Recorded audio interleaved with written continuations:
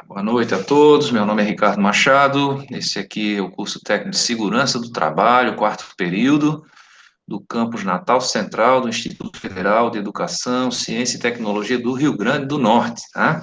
Hoje é dia 4 de agosto de 2021.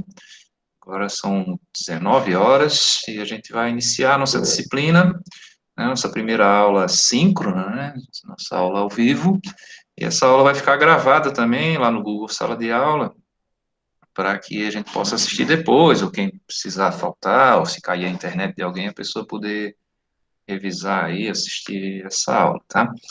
Deixa eu abrir aqui um pequeno slide aqui. Pronto, deixa primeiro eu me apresentar, né? Assim, eu sou professor do campus de Macau, tá? E estou aqui em cooperação aqui com o campus Natal Central para ministrar essa disciplina, tá? Já tenho uma história aí de uns 25 anos aí na área de segurança do trabalho, um pouco mais de 25 anos, comecei como técnico de segurança do trabalho também, lá em 1990, lá como estagiário, e depois como técnico de segurança da Universidade Federal lá de Santa Catarina, tá? Esse meu sotaque alienígena aí, porque eu sou de Santa Catarina, tá? Eu vim aqui para o Rio Grande do Norte para casar, mas já casei também, não adianta ninguém se animar não, porque já fui fisgado, né? E já estou também há uns 15 anos aí casado. Hoje foi Dia dos Pais, né? Já ganhei um presente aqui, Dia dos Pais, porque já também aumentei a população aqui de Natal, já com 2 filhos, né? E eu trabalhei aqui em Natal também no SESI, né? O SESI presta consultoria para as empresas, né? Na área de segurança do trabalho, segurança e saúde. E trabalhei também no SENAC. No SENAC trabalhei 9 anos como professor do curso Tec Segurança. Em paralelo, ao SENAC, depois que eu saí do SESI, trabalhei também aqui na Universidade Federal do Rio Grande do Norte, por 7 anos também. Mais recentemente, fui chamado no concurso e trabalhei como engenheiro de segurança do IFRN, na reitoria, cobrindo todos os campos aí do IF. E agora fazem 3 anos que eu fui chamado em outro concurso para professor do campus Macau, professor de segurança do trabalho. Então, acabei de terminar agora o estágio probatório, né? E já estou há 3 anos, quase 4 anos lá no campus Macau. E espero ainda esse ano conseguir me remanejar aqui para o campus Natal Central. Já foi aprovado meu remanejamento, né? O professor Edivar se aposentou, aí eu vou vir para a vaga dele. Só está dependendo de conseguir chamar um professor para assumir a minha vaga lá em Macau, no campus. Tá? Enquanto isso, a gente está em cooperação técnica. E é isso, tá? Nessa jornada aí já haviam algumas coisas aí na área de segurança do trabalho, muitas coisas, né? E, e a área de incêndio, gente, ela é basicamente 30% das preocupações de um profissional de segurança é com incêndio. Tá? A gente tem outras preocupações, claro, com o acidente de trabalho, com a doença ocupacional, né? Com todas as áreas da segurança aí, a higiene ocupacional, a ergonomia, né? Mas uma coisa que tira o sono da gente mesmo é o incêndio, porque é algo sistêmico, né? Se ocorre um incêndio na empresa, eu atinjo vários setores, várias pessoas, posso até perder o emprego, né? E claro que o objetivo é preservar a saúde das pessoas, de quem trabalha aí, né? Então a gente trabalha com isso. No começo da carreira eu tinha medo de tirar férias, sabe? Eu achava que ia pegar fogo na empresa se eu tirasse férias, porque não tinha um substituto, né? Mas com a experiência eu fui vendo que não é o técnico de segurança que apaga fogo, né? O técnico de segurança ele tem que promover a prevenção e treinar as pessoas, cuidar da manutenção dos sistemas, instalar, né? Adquirir, instalar os sistemas de incêndio e conscientizar as pessoas. Assim nas outras áreas também, sabe? Não é você que vai salvar alguém de um acidente. Você não é pastorador de EPI, tá? Técnico de segurança não é pastorador de EPI. Você tem que incutir no profissionalismo das pessoas que ela vai fazer a sua função com segurança. Segurança não é uma coisa separada, e é por isso que nós não somos chamados de técnico de segurança somente, né? Nós somos chamados de técnico de segurança do trabalho. Então, primeiro tem que entender o trabalho, os processos de trabalho, as ferramentas, os materiais, os, os produtos químicos, aí as energias que a gente usa no trabalho, para daí poder analisar os riscos e propor soluções, né? Aí essa disciplina se chama Prevenção e Controle de Sinistro, mas o sinistro aqui é um incêndio, tá? Deixa eu abrir aqui o slide da apresentação da disciplina. Existem outros sinistros, tá? Como, por exemplo, uma inundação, um tornado, mas a gente cuida aqui do incêndio e do pânico, tá? Então, para isso, nós vamos estudar as normas do Corpo de Bombeiros e outras aí. Estão vendo aí a minha tela? Sim, professor. Apareceu, né? Ok. Ó, quem chegou agora, gente, meu nome é Ricardo, tá? Vou colocar de novo, quem chega atrasado não vê o chat antigo, né? Colocar de novo aí no chat o formulário de frequência, preencham ali, tá? Deixa eu apresentar a disciplina e a gente já vai fazer os combinados aqui, né? O guia de sobrevivência da disciplina. Tá? Então, ó, eu vou chamar de incêndio, né? Alguém me perguntou na outra turma lá do semestre anterior. Ah, professor, que disciplina é essa de incêndio? Não tem no nosso currículo. Ah, é a disciplina de sinistro, né? Então, seria para o sinistro aqui de incêndio. E dentro dessa disciplina de incêndio, a gente vai ter que estudar o fogo, claro, os fundamentos, a prevenção de incêndio, estudar como compor uma brigada de incêndio, treiná-la, né? Também algumas normas aí, a NR23, né? As normas da ABNT também, Associação Brasileira de Normas Técnicas, as ITs do Corpo de Bombeiros do Rio Grande do Norte, e aí aprender a fazer projeto de sistemas preventivos. Tá? E eu espero que dê tempo de a gente fazer alguma prática, eu espero que dê, viu? Mas está complicado aí no momento da pandemia, mas a gente fazia essas práticas aqui, a prática com extintores de incêndio, a prática de inspeção de extintores pelo campus aí, Natal Central, né? E também uma prática de hidrantes lá na reitoria, tá? Porque o campus central não tem hidrante, ainda não tem, né? Tá? Não é colocado nessa ordem aí, mas são essas três coisas aí que a gente vai estudar, e a gente vai estudar aqui em 10 semanas, tá? Acho que vocês já conseguiram entrar no Google Sala de Aula, né? Quem não conseguiu ainda, entre aqui pelo SWAP, sempre bom você entrar pelo SWAP, porque ele já pega o seu e-mail escolar, tá? Você clica ali no ponto G, e aí vai abrir as turmas que você tem e as que você foi convidado, né? Eu convidei vocês para essa daqui. Todo mundo conseguiu entrar ali no Google Sala de Aula? No nosso grupo de WhatsApp tem o atalho lá para entrar direto também na sala. Conseguiram? Sim, professor. Ok. Se Sim, vocês. professor. Pode ocorrer, gente, de vocês tentarem fazer uma tarefa ali, tá bloqueado, aí pode ser que vocês entraram por acidente com o e-mail pessoal de vocês, tá? Com o Gmail. Aí vocês entram de novo com o e-mail escolar, muda a conta ali, né? Entra de novo com o e-mail escolar, com a conta escolar. Tá? Mas eu vou tentar deixar as tarefas abertas também para fazer com um e-mail pessoal.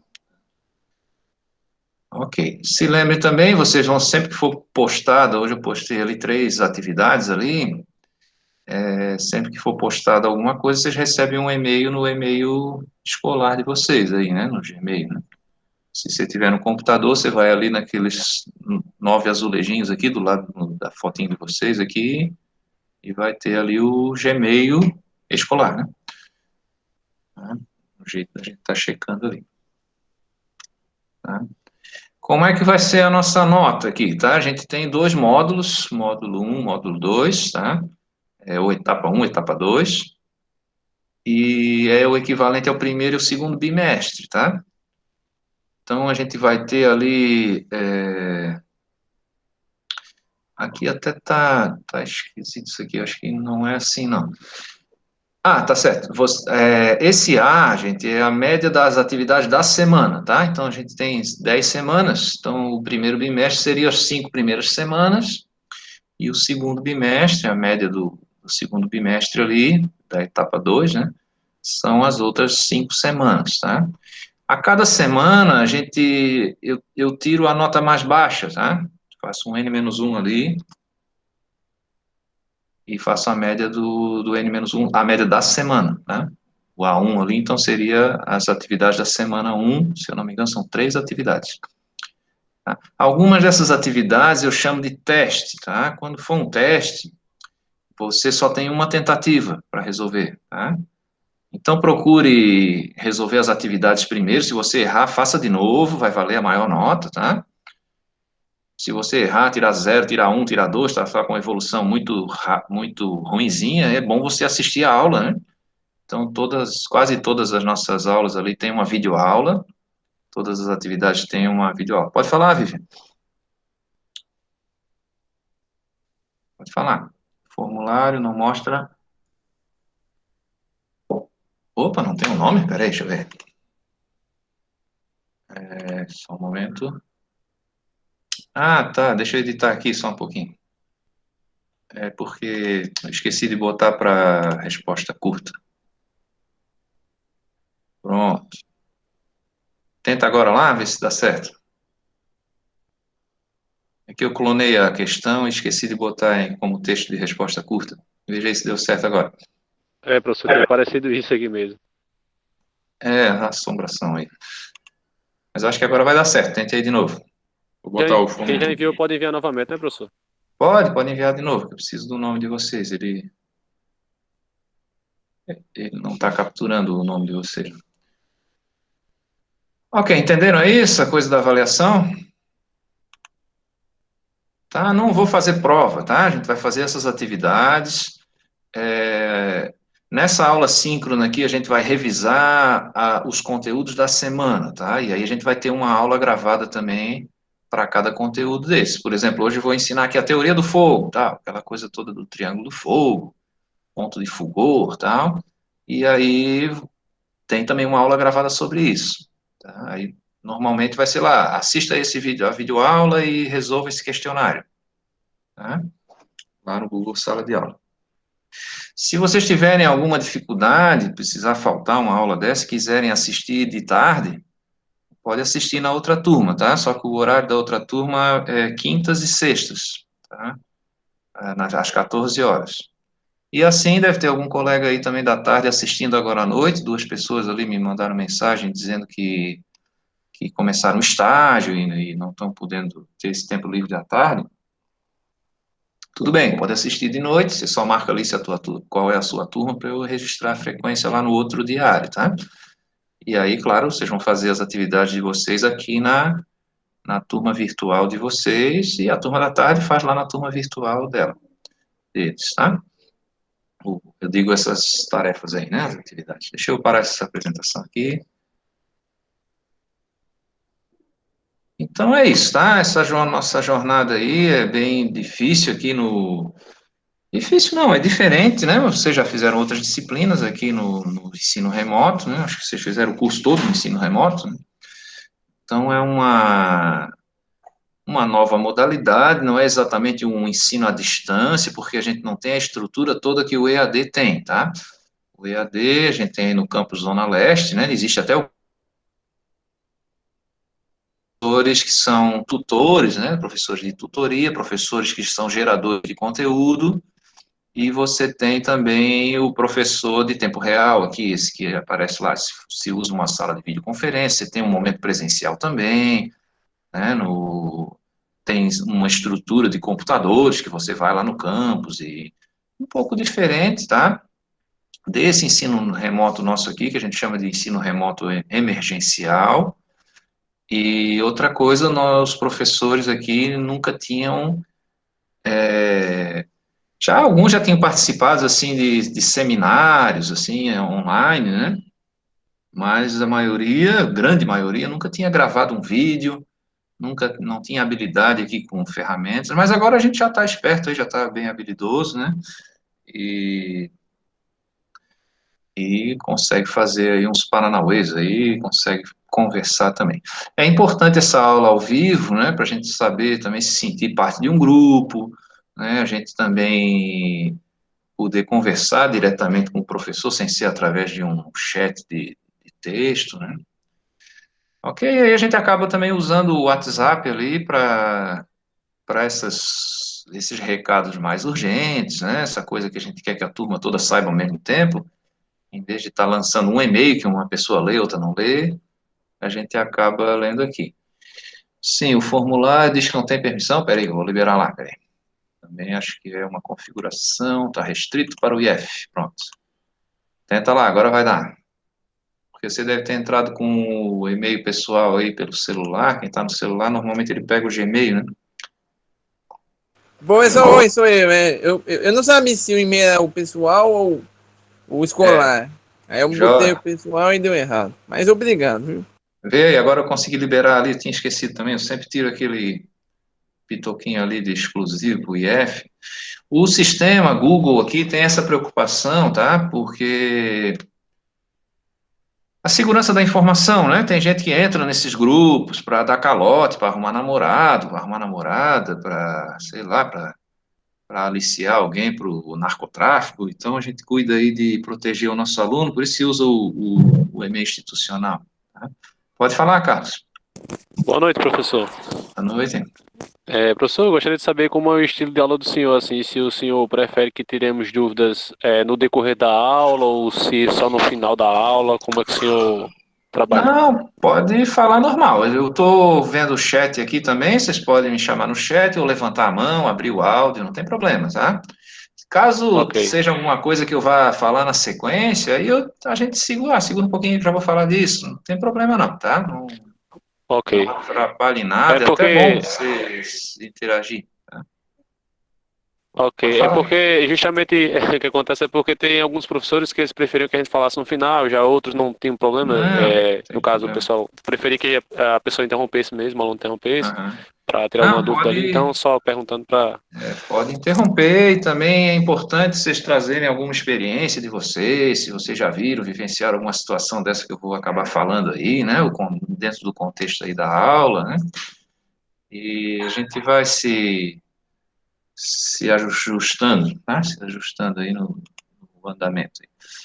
Pronto, então deixa eu abrir outro slide aqui sobre os incêndios, né, do Brasil aí. Aqui, deixa eu ver, compartilhar.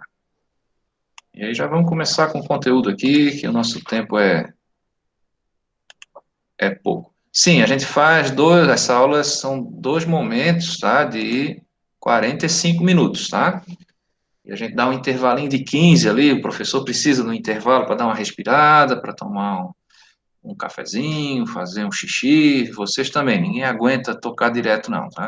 Alguém me pediu ali para dar as 4 aulas tudo num dia só, não dá, tá, gente? É muito pesado, assim, a gente não consegue assimilar, não. Então, o pedagógico aí pega muito no pé da gente com isso, de a gente manter esse sistema, tá? De intervalos e dosar aí as disciplinas, né? De distribuir para não sobrecarregar ninguém aí. Então, vamos lá, vamos tocando aqui. Estão vendo essa tela aí, né? Dos grandes incêndios aí? Ó, gente, o primeiro grande incêndio do Brasil faz pouco tempo, foi ali no governo ali do nosso amigo Juscelino Kubitschek, né, 1961. Nessa época aí, só para contextualizar vocês, o mundo estava no pós-guerra, né? Estava se reconstruindo, tinha se terminado de reconstruir a Europa. Então se tinha elegido um presidente americano jovem, né? O nosso amigo Kennedy. Existia a Guerra Fria, já o começo da Guerra Fria e a corrida espacial também. E se tinha uma coisa de industrializar melhor, né? O Brasil teve essa industrialização tardia, né? Então, na década de 40, durante a guerra, a gente já teve umas tentativas ali, o nosso amigo Getúlio Vargas trouxe a primeira companhia siderúrgica, CSN, para o Brasil, inclusive foi um acordo com os americanos, por a gente ter apoiado os aliados na guerra, né? E também a iniciativa também da mineração, começou por ali aquela coisa da Vale do Rio Doce, né? E depois com o Juscelino, em 1960, a gente teve uma mudança maior de urbanização, né? E o Juscelino começou a trazer para o Brasil, incentivar as multinacionais, mas de maneira que elas produzissem um produto que fosse nacionalizado, tá? Então, assim, por exemplo, a indústria automotiva, né? Nessa época que veio aí a Fiat, né, aqui para o Brasil, a Volkswagen também, e os decretos, né, as leis diziam que eles tinham que ter os 70% pelo menos de coisas feitas no Brasil, não só importar as peças para montar o carro aqui, por exemplo. Né? Então isso aí deu um impulso na urbanização, na industrialização e a concentração de pessoas. E aí começaram as edificações verticais, principalmente ali nos grandes centros, né, São Paulo, Minas Gerais, aí, e a gente vai falar um pouquinho disso agora quando falar dos incêndios, porque um deles foi no Joelma, né, um grande incêndio vertical. Né? E esse aí, o Gran Circo norte-americano, foi uma briga lá trabalhista, porque o circo, quando chega num ambiente, ele contrata mão de obra local, todos os artistas ajudam a montar tudo, não sei se vocês já foram num circo aí, mas assim, o trapezista vende bilhete, né, vende, antes do espetáculo ali, você vê uma pessoa ali vendendo bugiganga, os palhaços vendem produtos ali e tal, mas para montar essa barraca toda aí, se contrata mão de obra local, tá? E aí houve uma briga lá, uma pessoa foi demitida e saiu, jurou vingança, foi embora jurando vingança, reuniu 4 amigos lá, tomou umas cachaças lá, e jurou e comprou gasolina para tocar fogo no circo, né? Essa expressão de ver o circo pegar fogo é por causa desse incêndio aí. E aí, no domingo, no primeiro espetáculo do circo, ele jogou gasolina na lona e ateou fogo. E essa lona aí não tem nenhum tratamento retardante de chama, né? E ela tem um impermeabilizante ali, umas resinas que se usa, que é inflamável, né? Uma resina para não passar água. E aí queimou e morreram 500 pessoas, a maioria criança, tá? Essas cenas horríveis aí, ó, você está juntando pessoas pisoteadas, intoxicadas pela fumaça, principalmente fumaça, tá? É essa desgraça, né? Esse camarada foi preso na época e essas besteiras aí que se estupidez que se faz na vida, né? Depois, em 72, uns 10 anos depois aqui, quando eu nasci aqui, em 1972, aconteceram coisas importantes. O meu nascimento, a criação do SESMIT, também aconteceu a primeira Convenção Internacional de Meio Ambiente, em 1972, o primeiro parque de meio ambiente, lá o Parque de Yellowstone, foi fundado em 1972, e o incêndio do edifício Andraus, que ele acabou dando origem à construção do Código de Incêndio de São Paulo, que é a base de todos os códigos de incêndio do Brasil. Morreram 16 pessoas, mas já assustou muito, porque era um edifício grande, né, e São Paulo tinha já vários, na década de 70, tinha vários desses aí, morreram 16. Um pouquinho depois, essa cena aqui do Andraus. Um pouquinho depois, o edifício Joelma, vocês conseguem encontrar filmes aí do Joelma aí na internet, ainda com aquele narrador da ditadura militar lá, né, os soldados do fogo, vejam esse casal escalando aí as paredes, uma tentativa de sobrevivência, tá? Teve um casal que conseguiu descer aqui pelas lajes aí da lateral desse prédio, o cara ia, pendurava a menina, jogava a menina para baixo, descia. E muita gente pulou, né? Morreu muita gente aqui também, intoxicado pela fumaça, essas cenas aí horríveis. Aqui, né? Pilha de cadáveres aí. Veja que esses cadáveres não estão carbonizados, né? Morreram intoxicados pela fumaça. Aqui é o casal lá que ia descendo. Aqui não é um casal, são 2 pessoas, mas tinha uma cena de um casal também. 2 homens aqui, mas tinha uma cena de um casal tentando descer por aí. Um pulava na laje de baixo. Depois, em 76, né, a década de 70 foi uma década tenebrosa aí para o incêndio. Lá em Porto Alegre, as lojas Renner, existe lojas Renner, né, aqui na Shopping Midway tem uma Renner. E muita carga de incêndio, né, muito material, a Renner vende roupas, tapetes, muita classe de incêndio A ali, né, muita fumaça lá, essa cena aí da Renner. Aí demos um pulo sem maiores incêndios, assim, porque na década de 70 e 80 houve uma fiscalização, uma cobrança muito grande para se implantar o Código de Incêndio. E uma água aqui. E realmente se segurou bastante, as novas edificações já foram sendo construídas de acordo com os códigos de incêndio, né? Até que a gente chegou em 2013 com essa desgraça aí da Boate Kiss, né? Morreram aqui 242 jovens aí da idade de vocês, se divertindo, né? Numa casa de shows aí, de uma boate, né? E morreram intoxicados pela fumaça, né? Ó, a cena é essa, né? Não sei se vocês sabem, né? Mas uma preocupação das boates é o sossego público. Então, você monta uma boate num centro de cidade, você precisa ter um isolamento acústico para não perturbar os vizinhos, tá? E aí se faz paredes duplas e se tira as janelas, né? E por dentro ainda a gente reveste com espuma acústica para evitar a reverberação. O professor Pedro Câncer já deve ter ensinado para vocês aí o ruído, né? A coisa da reverberação. E tira a reverberação e também isola um pouco a saída do som para o vizinho, né? Só que nesse caso aí usaram uma espuma que não era uma espuma acústica, e aí ela é combustível e tóxica, né? Gera uma fumaça tóxica. Então, a cena deprimente é essa daí. Eu vi uma entrevista com um bombeiro que ele disse que o que mais chocou ele foi os celulares acendendo no meio dos cadáveres ali, com a mãe chamando, assim, mãe chamando, e a pessoa morta com o celular na mão, intoxicada.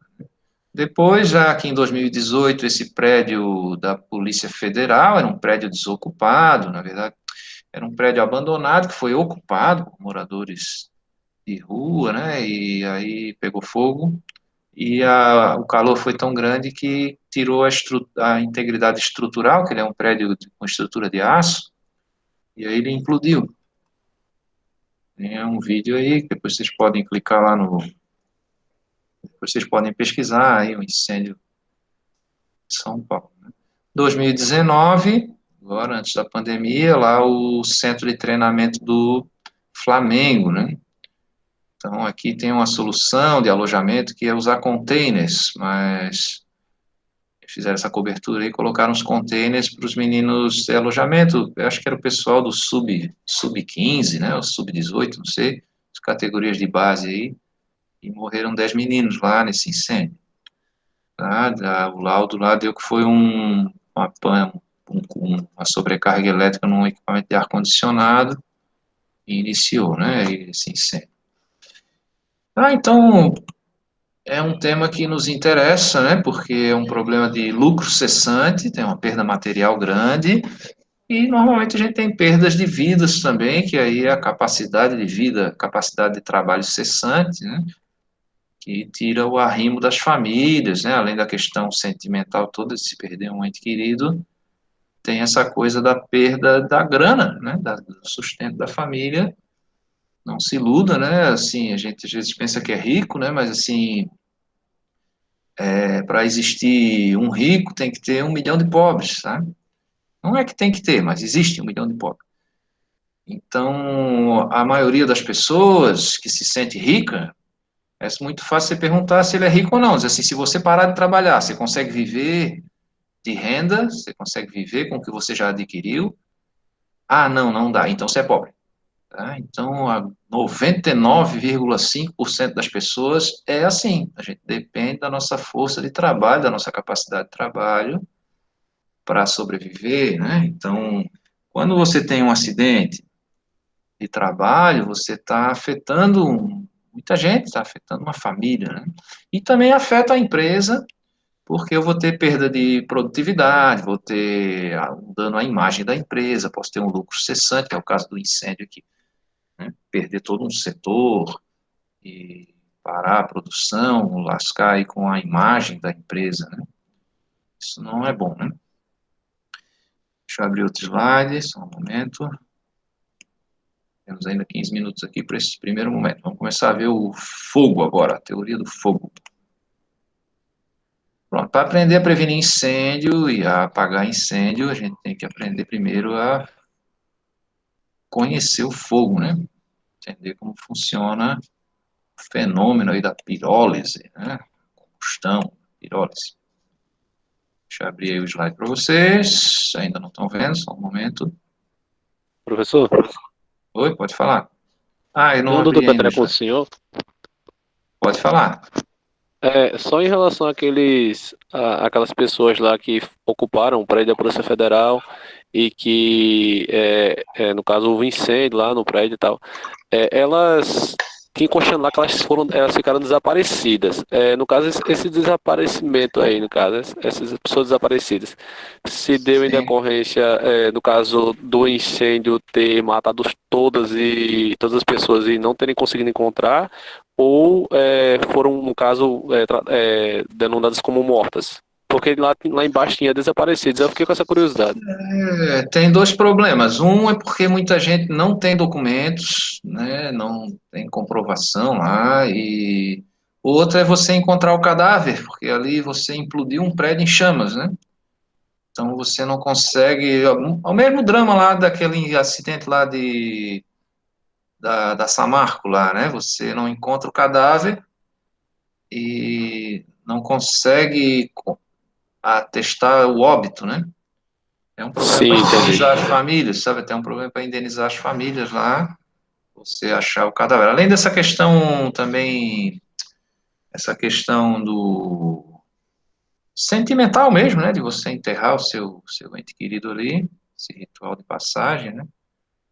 Então, não se comprovou. E é muito difícil você saber quem estava lá, né? Quem morava realmente, quem estava nesse prédio. Outro detalhe aí desse prédio é que você, na ocupação, você usa papelão, você usa divisória de compensado para fazer as divisórias internas do prédio, né? Instalação elétrica improvisada de todo tipo, né? Então, difícil, né, de você controlar isso. E é uma construção clandestina, né? Uma construção que não tem como fiscalizar, né? Acontece bastante isso em São Paulo, né? E assim como é vertical, mais problemático, né? Nos bairros também tem isso, né? Você faz de improviso aí as coisas, mas assim o incêndio não se propaga tão fácil, né? Já teve um incêndio também numa favela de São Paulo lá que queimou a favela toda e porque os barracos eram todos coladinhos um no outro, né? Então é complicado aí uma coisa do material construtivo. Ok, obrigado aí, professor. Beleza, vamos lá então para a prevenção de incêndio. Gente, ó, na idade de vocês, a gente não gosta muito de lei, né? A gente não quer cumprir lei, a gente acha um saco esse negócio de ter norma para tudo, né? E realmente porque o jovem, ele quer se introduzir no sistema, né? Então é muito, o primeiro pensamento é a gente mudar o sistema, liberdade, né? E, e construir um sistema que a gente faça parte, né? Mas vou dizer para vocês, se não tiver lei, não existe sociedade. Tá? Não existe vida social. E para o ser humano é importante se socializar, né? Não é que a gente é um ser social, já está no nosso DNA, ser sociável, como alguns peixinhos se associam, como as formigas se associam, né? Não é isso, é porque o ser humano viu que é vantajoso se associar, é vantajoso ter um sócio.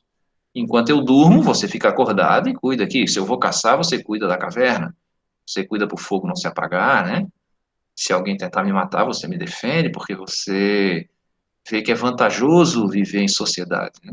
Mas para eu conseguir ter essa coesão, eu preciso ter algum regulamento, regras, né? As primeiras regras aí eram religiosas, né? Depois vieram regras escritas aí, mas desde a tribo mais primitiva, você tem o regulamento, os costumes, o regulamento daquela comunidade ali, e você pode até ser banido daquela comunidade, né?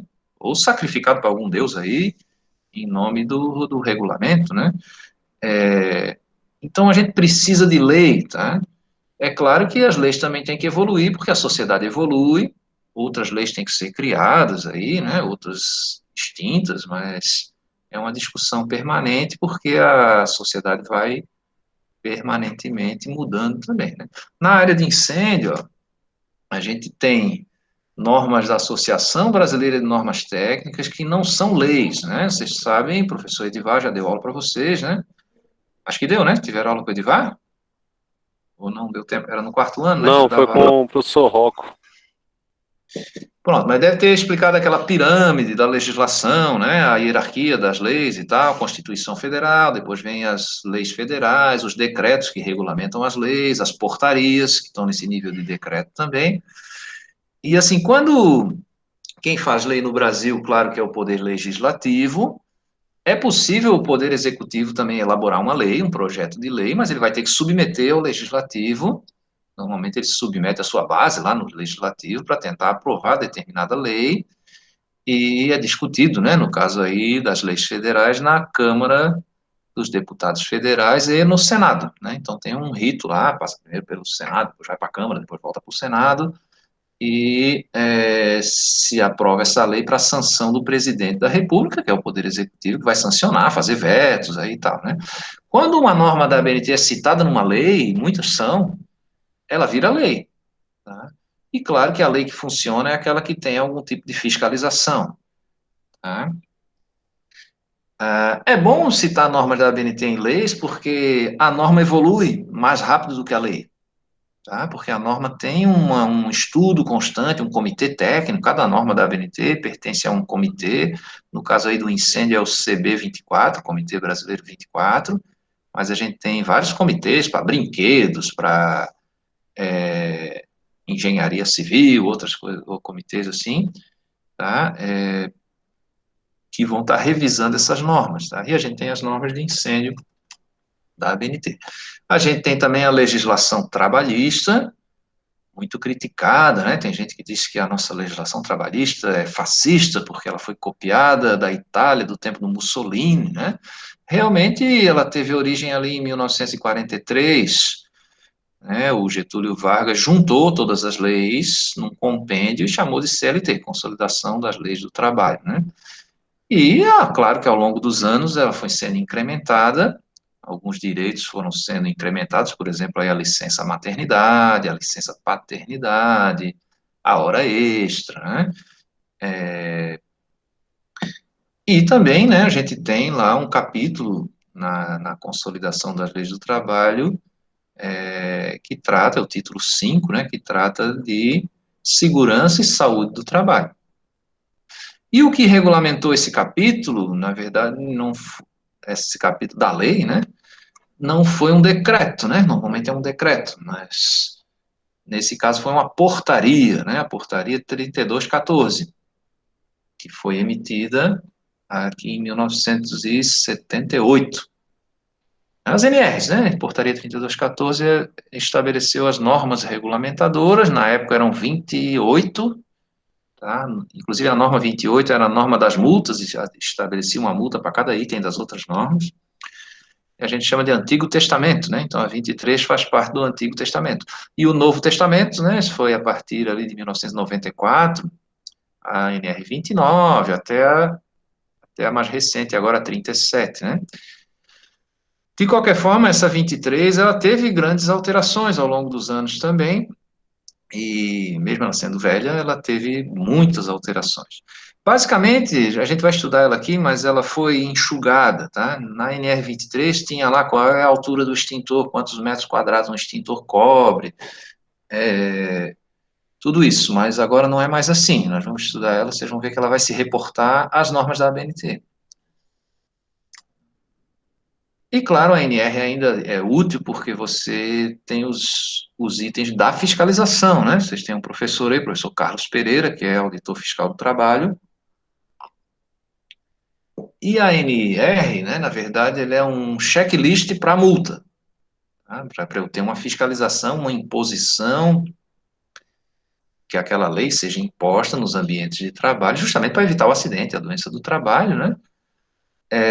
Mas não tem muitos critérios de projeto nas NRs, né? Algumas são mais detalhadas, né, mas eu vou ter que sempre recorrer a outras normas técnicas, né, para fazer projeto. E, claro, tem que atender a NR para não ser multado, mas muitas vezes ela não tem. Alguém pediu para falar, aí pode falar. Ela não tem todos os Professor, detalhes de projeto. licença, em relação à NR23, porque inclusive eu estive olhando essa semana e achei estranho porque há 5 anos, 6 anos atrás, quando eu comecei a fazer o curso de segurança do trabalho, que não deu para me concluir, né, por alguns motivos, Sim, eu vi que ela realmente falava toda essa questão aí da questão dos extintores, a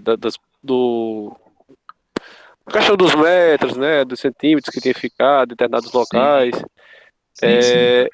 O senhor poderia explicar, por favor, o porquê que foi retirado da norma essa questão aí de, assim, de priorizar a questão do Estado como responsável disso? Eu não sei exatamente por que que tirou, mas na verdade existiam uns conflitos, tá? Porque você tem uma norma que você tem normas locais também, sabe? A ANR é uma norma nacional. Então, onde vai o fiscal do trabalho, se vier aqui na Paraíba, aqui no Rio Grande do Norte, lá em Santa Catarina, ele vai fiscalizar pela ANR 23. Só que assim, lá em Santa Catarina, o extintor tem que ficar 1,70 m de altura, pela norma do bombeiro, sabe? E a 23 pedia 1,60 m. Aí aqui no Rio Grande do Norte já era 1,60 m, então você atendia as duas normas, né? Então dava alguns conflitos em detalhes, né? Então eu acho que o legislador aí achou por bem dizer o seguinte, ó, siga a norma do bombeiro e o fiscal do trabalho vai ver se você está usando essas normas, né? Se a tua instalação tem as proteções e, por exemplo, se ela foi aprovada pelo Corpo de Bombeiros, já é sinal que ela atende às normas, né?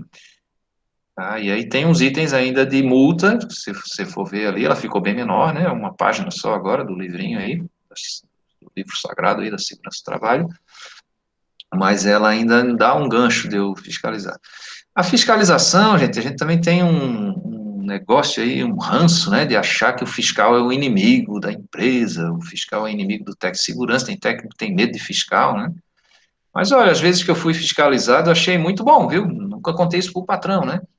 Mas assim, o fiscal tira os nossos projetos da gaveta, sabe? Aquela coisa ali que você fez o PPRA, a empresa não implantou nada, só botou ali para ano que vem você renovar e você não consegue salvar ninguém, tira da gaveta na hora e multa, e aí a empresa opta, pô, é mais barato eu equipar aqui e fazer essas coisas do que pagar essa multa para o governo, né?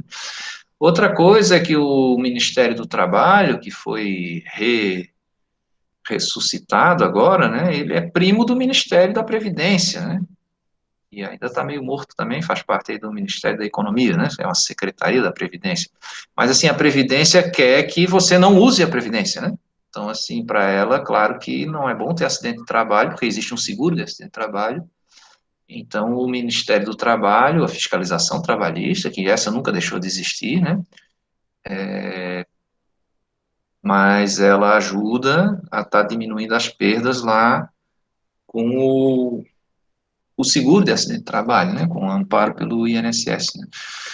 Além da 23, a gente tem também essas normas locais. Eu botei aqui bombeiro e prefeitura. Então, o que que é isso? O Corpo de Bombeiros, a prefeitura municipal, ela exige, para te dar o documento chamado ABITSE, ela exige que você tenha a vistoria do Corpo de Bombeiros, né?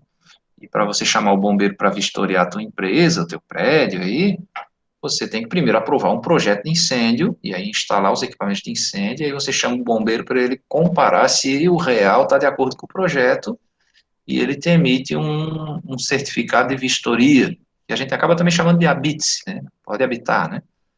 E aí depois com a prefeitura eu consigo esse registro de imóvel, e aí consigo finalmente registrar no cartório de registro de imóveis, é assim que eu consigo vender os apartamentos, né? Cada escritura de um apartamento, no caso um prédio residencial, né? E eu preciso desse documento também para poder fazer o seguro de incêndio, o seguro privado de incêndio, né? Que é interessante ter numa empresa, né? Porque você pode ter um lucro cessante aí, né? Teve um incêndio, aí você perde a capacidade produtiva da tua empresa, né?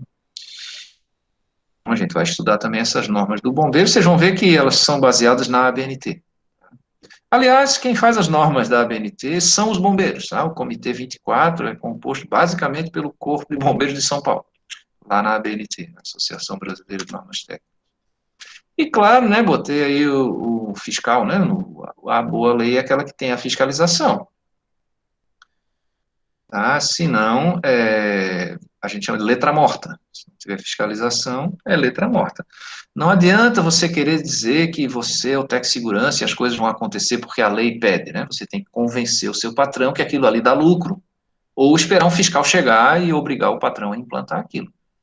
Tá? Se você disser simplesmente que é a lei, o patrão vai dizer que a lei aqui sou eu.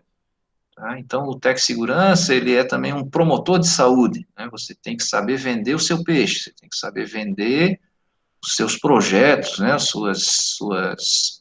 Seus planejamentos de melhoria ali do ambiente de trabalho. Tá? Então, quem fiscaliza é a Superintendência do Trabalho e do Emprego, quando morre alguém, a Polícia Civil ou Federal, se for uma área federal. As seguradoras também nos fiscalizam, né, seguradoras de incêndio. O Corpo de Bombeiros também nos fiscaliza. Quando tem uma lesão que acaba sendo como um acidente de trabalho, o juiz designa um perito judicial, que normalmente é um engenheiro de segurança do trabalho. E, e eu ainda posso ter fiscalização dos meus fornecedores. Por exemplo, se eu quiser ter um posto de gasolina, eu vou sofrer fiscalização do fornecedor do combustível, aí a Petrobras, a Shell, a, a companhia aí que vende, né, aquela gasolina, que bota a bandeirinha no meu posto, né, no meu posto de combustível, daquele combustível ali, então também nos fiscaliza. Tá na hora do nosso intervalo, gente, deixa eu parar a gravação aqui, vamos fazer uma pequena pausa de 15 minutos, tá? Alguém tem mais alguma dúvida aí que queira falar antes do intervalo? Professor, só mais uma dúvida.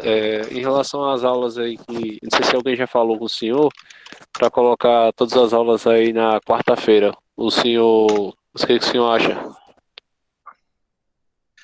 Não dá, gente, não dá. A gente tem orientação pedagógica aí para não concentrar essas aulas, tá? E não dá para fazer isso. Se vocês precisarem faltar, vocês também podem usar aí o 25% de falta de vocês. Se lembre que as atividades assíncronas, né, as aulas gravadas, as tarefas, vale presença também, tá? Então, na verdade, toda semana a gente tem 8 aulas, 8 horas aula. 2 aqui ao vivo, aliás, 4 aqui ao vivo, né? 2 na quarta, 2 na sexta. E as outras 4 lá, referente às atividades, tá? As atividades ali do Google Sala de Aula. Então, não dá, gente, não é produtivo, assim. No presencial dá, a gente fazia no presencial tranquilamente, porque no presencial você para a aula, mostra um filme, faz uma atividade, não fica falando direto, né? O aluno participa mais, é diferente, né? Também tem essa crítica, né, de que, pô, encolheram aqui, então, aqui você tem uma aula menor aqui, né, mas porque aqui eu não preciso perder tempo com chamada, perder tempo com gente esperando vocês chegarem, vocês se acalmarem para começar a aula, né, fazer aquele momento de concentração, que eu acabo fazendo aqui também, mas é mais rápido, né. Então, uma aula aqui de, de uma hora e pouco, aí a gente condensa num vídeo de 15, 30 minutos, mas aí tem uma atividade também junto com esse vídeo, né, no caso da aula assíncrona, né, da aula gravada ali. Ah, mas é ruim, não dá para fazer direto não, 4 horas aí, não é produtivo. Ok, Beleza? professor. Ok, vou parar a gravação aqui, vamos lá para o intervalo.